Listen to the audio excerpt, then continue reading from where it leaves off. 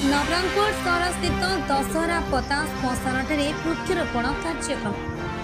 नवरंगपुर सहर स्थित दशहरा पदा श्मशान वृक्षरोपण कार्यक्रम करा जायछि। वृक्षरोपण कार्यक्रम में सहर वरिष्ठ समाजसेवी नंद नायक, जगन्नाथ बाघे और पटेल मार्ग युवक राज लिमा, मनोज नायक, पिंकू सागर एवं प्रियव्रत श्यामल साहाय्य सहयोग हाथ बढ़ाई वृक्षरोपण कार्यक्रम को सफल करथिले। वरिष्ठ समाजसेवी जगन्नाथ बाघे समस्ते दुई दुईटी गछ लगाइबा पई अनुरोध करथिले। शेष में समाजसेवी डोली नायक धन्यवाद अर्पण करथिले।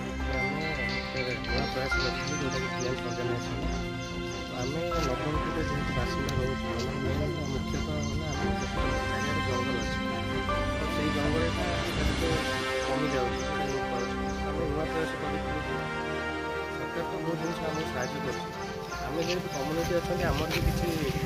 इम्पोर्टान्स रोचे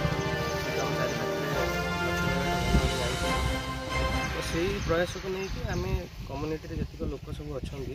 धन्यवाद देवी समस्त की बहुत गुरुत्वपूर्ण रही इम्पोर्टान्स रही माने वृक्षरोपण में। तो ये प्रयासटा आम करूँ धन्यवाद देवी आम रेंजर सार जो अच्छा नवरंगपुर बहुत साहय करते आम जी साहय करते आम सार मैंने अच्छा तो डेफिनेटली बहुत खुशी अनुभव होची। आज कोटे वृक्षरोपण करथिले केतेटी वृक्षरोपण हमर दसरा पदा मशाणी जो अच्छी से आम देखी कि चारि पाखे किसी फांका रोचे जेहेतु तो आम से प्रयास करूँ जोटा कि आम 100टा गछ वन विभाग को रिक्वेस्ट करूँ कि आम दि जाऊ जोटा कि से फुल सपोर्ट करते आमको सबकि धन्यवाद से कौन समस्त कहना चाहिए कि आमर जेहेतु आम देखा आजिकल ग्लोबल इंडेक्स रे भी कार्बन डाइऑक्साइड परिमाण बढ़ी चलती एवं भी रिसेंट आम सर्वे जो आसाला तादे गछ एवं आउ CO2 आब्जर्व करूनी तो से जिनस को देखिकी आम जदि अधिक आहरी गछ लगे पार से आमर मानव समाज नुह पूरा पृथ्वी ही भल हम तो से कह समस्त जिते भी जहाँ पाँच गछ लगे चलतु से आमर आपन केते खुशी अछि वृक्षरोपण आज करी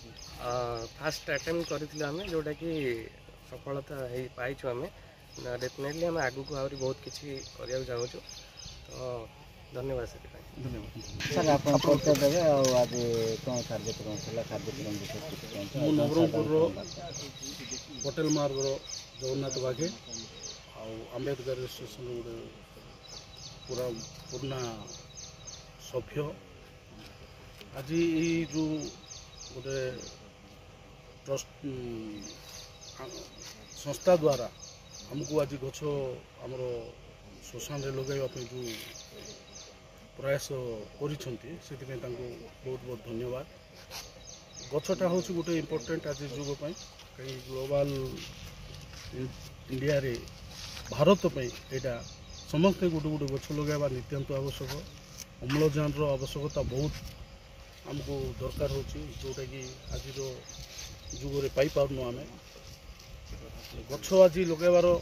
बहुत बड़ आमे माने गोटे उदाहरण देवा चेष्टा करूँ प्रत्येक समाज को प्रत्येक वर्गर लोक को ये जो आम आज श्मशान नवरंगपुर जो आमर दशहरा पदार जो श्मशान भूमिटा अच्छी ये श्मशानटा हूँ माने 7टा 10टा जातिर आउ 7टा साहिर श्मशानटा तो आज पर्यंत से कौन डेवलपमेंट ही नहीं आपण मैंने देखि गछ जा क्या भा 2-3टा लगी से आम यही जो आज ये संस्था द्वारा आमको 100टा वृक्षरोपण कार्यक्रम रे आज आम समस्ते जोग देकरी वृक्षरोपण करूँ